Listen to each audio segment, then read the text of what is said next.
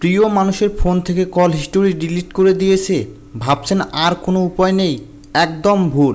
Dial call, miss call কিংবা receive call সব details এখনও দেখা সম্ভব, তাও আবার 100% ফ্রিতে।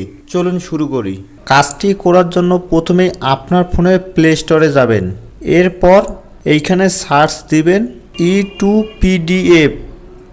এই অ্যাপসটি ডাউনলোড করে নেবেন। এরপর প্লে স্টোর থেকে বের হয়ে এই অ্যাপসটির ভিতরে আসবেন।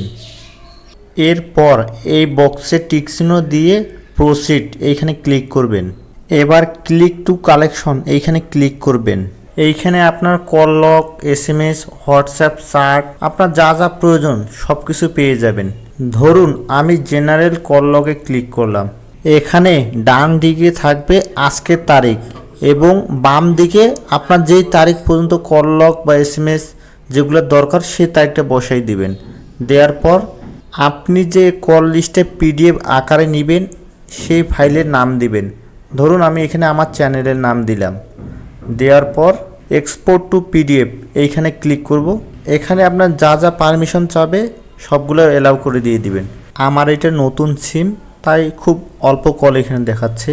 আপনারা যেই অনুপাতে কথা বলবেন বা যে অনুপাতে ডেট তারিখ দিয়ে সার্চ দিবেন, আপনার যত সময়ের চান সব কল লিস্ট পেয়ে যাবেন।